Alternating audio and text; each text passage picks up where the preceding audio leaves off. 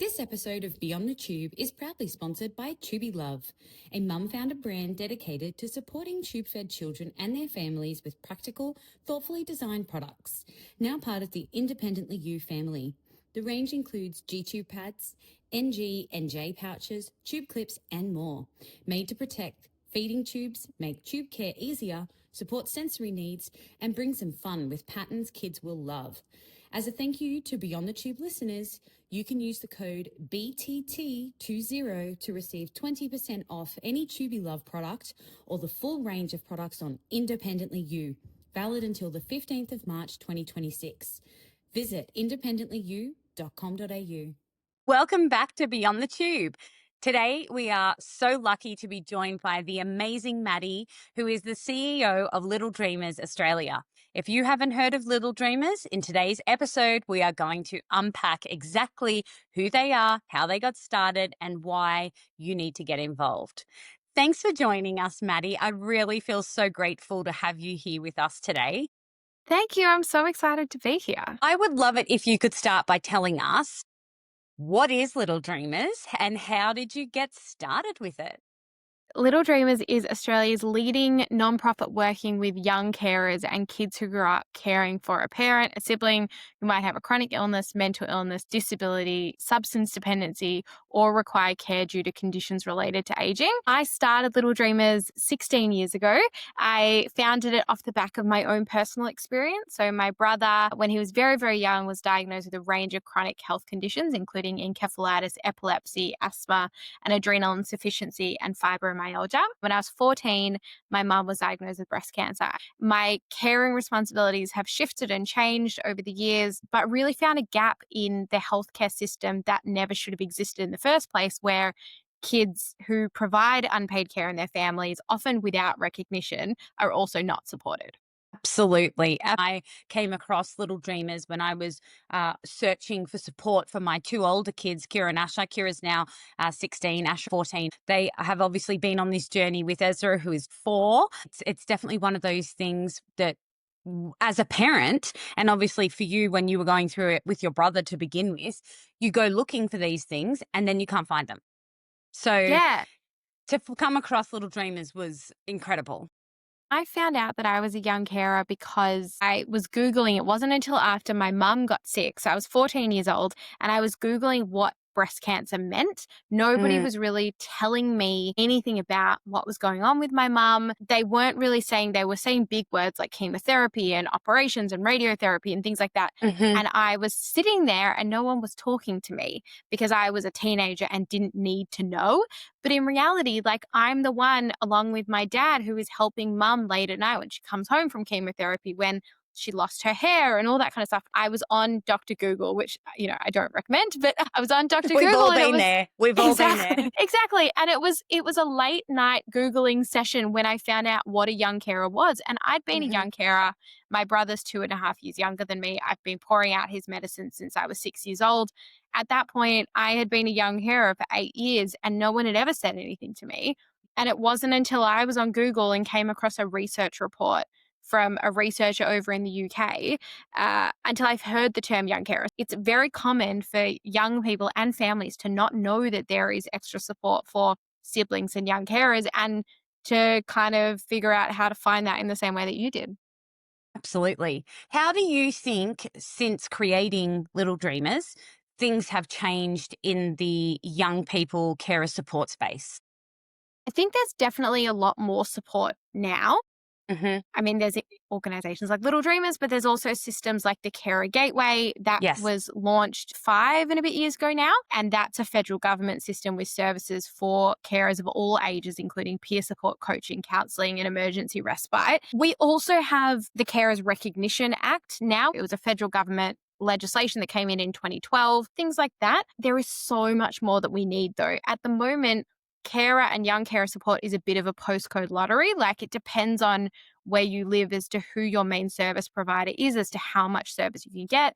It depends on who you care for and why you provide care, as to what services you're eligible for or what services you come across. It also depends on like your own advocacy and literacy skills around navigating services like carer payments and things like that. There has been a lot more that has come up. There is now support for young carers, but there is so much more that needs to be done when we look at how other systems and services are operating around the world. And I think that Australia has a lot to learn still.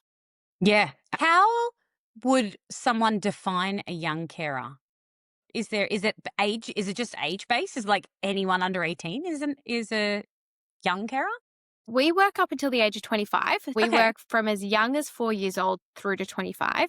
They say anyone who currently provides or intends to provide care, support, or assistance to someone in their family for a medical reason. It doesn't need to be an official diagnosis. A lot of people don't have a formal diagnosis, but there needs to be a medical reason for providing care. So it can't be providing care due to parents working a lot. It needs to be providing care due to a medical reason.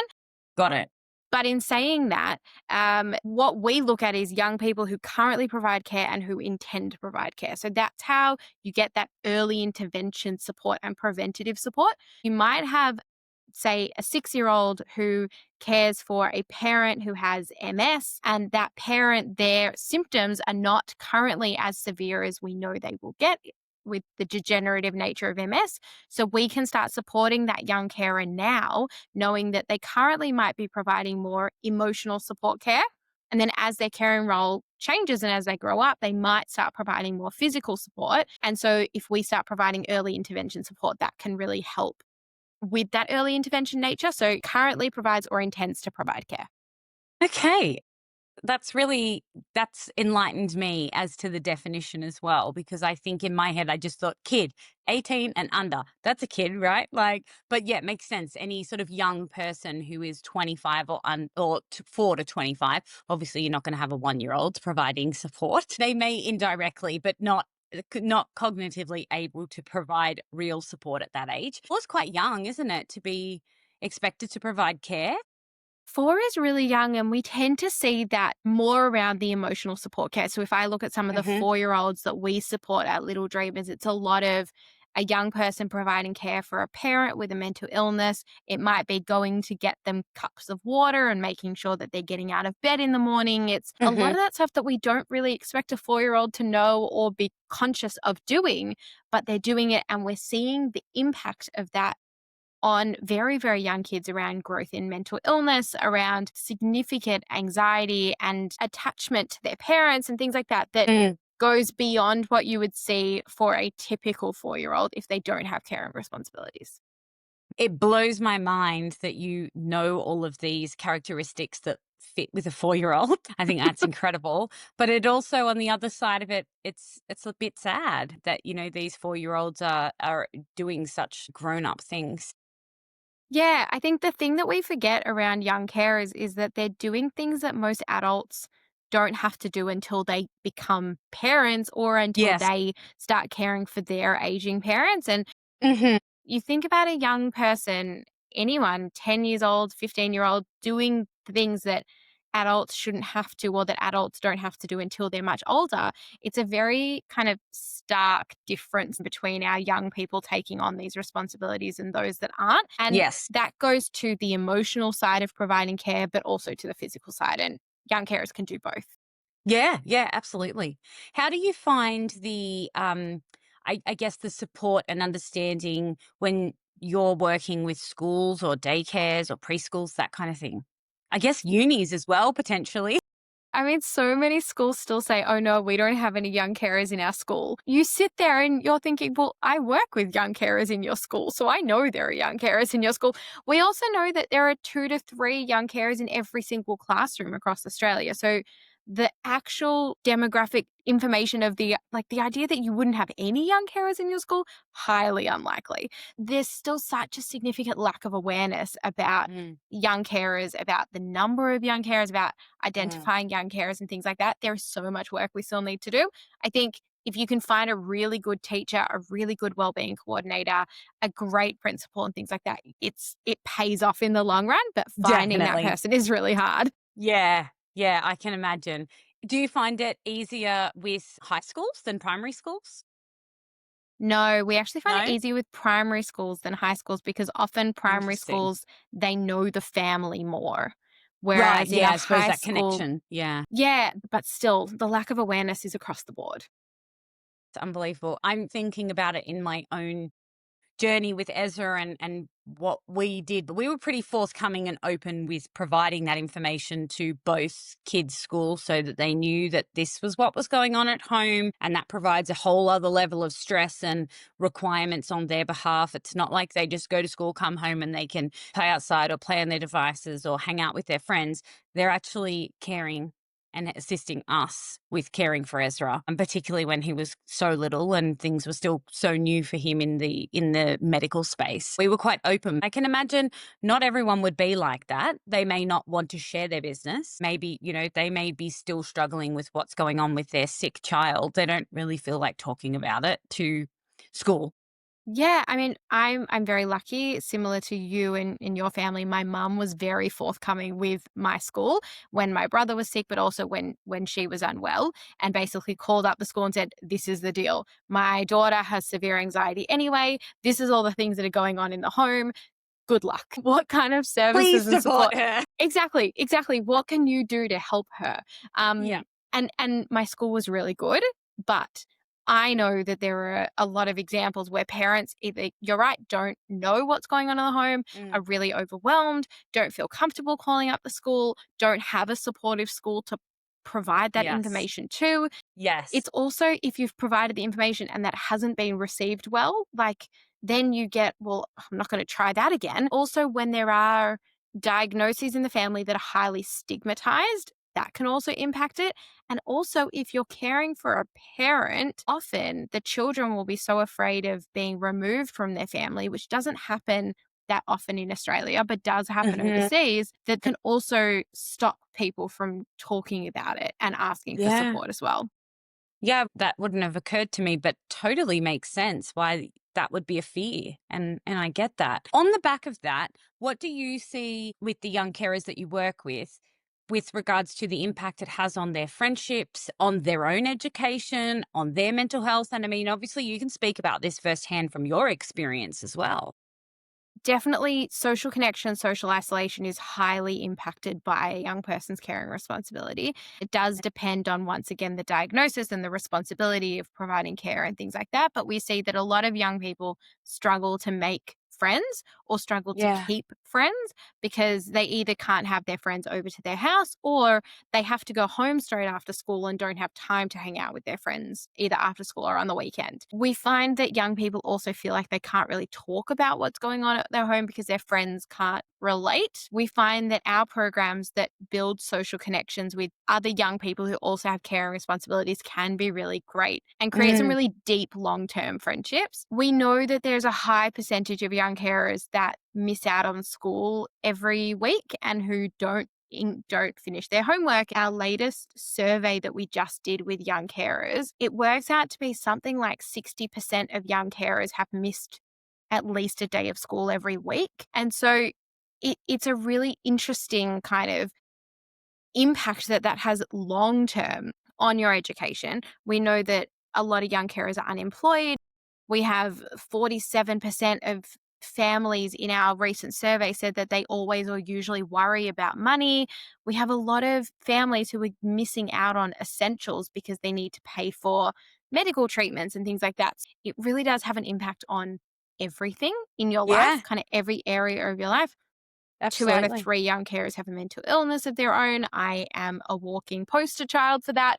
I think it's really interesting. And my favorite word at the moment is intersectional. It's so intersectional because we see it cross so many different areas, yet we see carers sitting in like a silo on their own and people trying to support carers in a silo on their own without remembering that they sit across so many different areas that are all supported by different areas of government and different support services. And so if you try and support carers on their own all the time, you're not going to have that change across every pillar in their life that needs to change. That's such a good point. It's not looking at that sort of holistic picture. It's just looking at one part of it rather than the whole thing. So specifically, let's get into the specifics of Little Dreamers. So tell me, I'm a young carer. How can Little Dreamers support me? Yeah, great question. So first thing that would happen is you would apply for support. We have an application form on our website, and then you would get matched with one of our intake and engagement coordinators. They would do an intake and assessment call with you, usually over the phone. And then you would go into one of our programs. You might go into our tutoring program, our holiday program. We do overnight camps. We also have leadership development programs. Depending on where you live, if you live in New South Wales or Queensland, you might go into our coaching or counselling programs. If you live in Victoria and you have your own mental health concerns that you want support with, you might access our Young Carer Wellbeing Hub, which is clinical psychology, art therapy, play therapy. We also offer cognitive assessments. All of those things are very low out-of-pocket costs because we know financial disadvantage is a barrier to accessing those services. We also know that 50% of young carers have a diagnosis of their own, whether it's a learning difficulty, whether it's ADHD, whether it's some other form of neurodivergence. We know that's there, and we also know that diagnosis is a barrier. So by offering clinical assessments and cognitive assessments within our services, we can help families then to access other things. We also have a family support worker that provides case management, so works one-on-one with a family on how do you access carer payments and how do you get access to a carer card and how do we help you engage with your school differently. We like to think of us as like a whole of family encompassing support service that empowers and builds up social connections, but also self-confidence within the young carer to reduce the root causes of disadvantage. Yes, we actually only ever did it with Asher. I don't know why we didn't ever do this with Kira, but as we're talking, I'm like, I really should do that. That's going on my to-do list. But I know with Asher, the invitations that he gets to attend different things and do different things, whether that's virtual or face-to-face, is within his control, which is also something I think with carers of any age can be something that feels like that's taken away from them, that they don't have control of their own lives anymore. But I feel like this empowers them to have some control back. It's a little bit of like a choose your own adventure kind of book, right? We get everyone through the intake and assessment at the beginning. We do have 2 to 6 sessions. We're just starting 2 to 6 sessions of one-on-one support that really deals with one particular area to build up skills and empowerment in one area. So it might be financial literacy, education engagement, healthy habits. And then after you go through that, it's a choose your own adventure. It's pick which program works for you. Do you need help with schoolwork? Great, let's put you in our tutoring program. Or do you want to build peer connections? Great, here's a peer support program for you. It's very much designed based on what the young carer wants and needs at different points in their life. So we have young people we've worked with for 9 or 10 years now because they've grown up within our programs. They've chosen at different ages what they want to access. And now we've just employed one of them as a casual facilitator in our program. So really looking at how does Little Dreamers grow with you? And then how do you use the skills you've learnt within our programs to give back to others? What a story. I mean, know, that's right? like, geez, that's beautiful. Like, absolutely. And what a credit to you, Maddie. That's amazing. Absolutely amazing. I am imagining that people are going to be listening to this episode or watching it on YouTube and thinking, I've got a young carer. I think my child, who is not the child that has the medical complexities, is not the child on NDIS, is not the child that they're receiving carers allowance for. They're probably sitting there thinking, I think this could be for my other child or children. I wish they'd talk about young carers more at school. I wish it was something that was part of the curriculum, is to talk about what it is to be a young carer, how to get support as a young carer, how to help your friends who are young carers, because that's the other thing. Siblings can support one another if they're in the position to do so, which is great. But outside of that, their friendship groups don't really know what they're going through. They don't understand, have a very limited understanding. So there's not much peer support. I really appreciate this chat and the time that you've given to provide us with this information and talk about this super important topic that I know is the closest it possibly can be to your heart, but it's really close to mine as well. And I hope that this sparks some conversation in every household that listens to this, that they start to talk about it, because again, awareness only happens when we talk about these things. Hopefully we can continue that conversation, and you get an influx of people going to your website and filling in the online form or calling up for more information to see if they can get support for their other children or other young people that they might know. Could be other relatives, could be other friends, could be school teachers listening that may have kids at school that they're thinking this could potentially help them, which is also beneficial. Thank you once more for being here and spreading the good word about young carers. I think it's just such an important conversation. And until the next time, stay safe, everybody, and we'll see you soon. This episode of Beyond the Tube is proudly sponsored by Tubi Love, a mum-founded brand dedicated to supporting tube-fed children and their families with practical, thoughtfully designed products. Now part of the Independently You family. The range includes G-tube pads, NG and J pouches, tube clips and more. Made to protect feeding tubes, make tube care easier, support sensory needs, and bring some fun with patterns kids will love. As a thank you to Beyond the Tube listeners, you can use the code BTT20 to receive 20% off any Tubi Love product or the full range of products on Independently You, valid until the 15th of March 2026. Visit independentlyu.com.au.